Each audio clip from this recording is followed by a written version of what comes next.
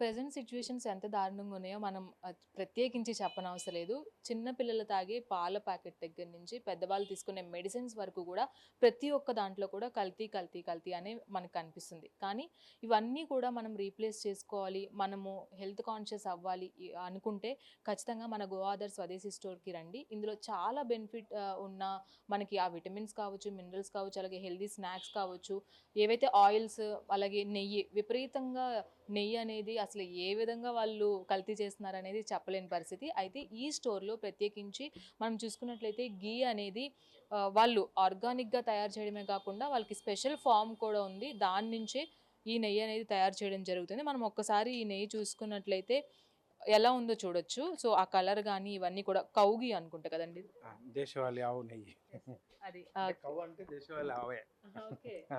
అంటే ఇప్పుడు చాలామంది పౌడర్ మిల్క్ ఇవన్నీ అలవాటు పడిపోయారు కదా! మరి ఈ ఘీ ఎలా తయారు చేస్తారు మీరు? ఎంత ఇది ఆర్గానిక్ యాక్చువల్‌గా ఉంటుంది? మన దేశంలో భగవంతుడైన శ్రీకృష్ణుడు హ్మ్. మనకు మార్గం చూపించాడు. హ్మ్.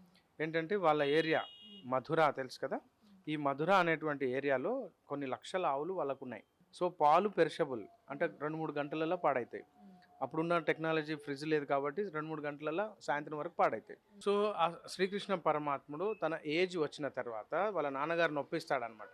పాల ద్వారా వచ్చినటువంటి నెయ్యిని ఇక్కడ అమ్మలేము. కాబట్టి ఇది మనం వేరే దేశాలకు అమ్ముదామని చెప్పి ద్వారకకు తన యొక్క కార్పొరేట్ ఆఫీస్‌ను షిఫ్ట్ చేసి అక్కడ తన రాజ్యాధిపతిగా అయిపోయి అక్కడి నుంచి గాంధార దేశం ఆఫ్ఘనిస్తాన్, పర్షియా దేశం అప్పుడున్న ఇరాన్, ఇరాక్ తర్వాత అక్కడి నుంచి లండన్, స్పెయిన్ దేశాలకు అప్పుడే సప్లై చేశాడు.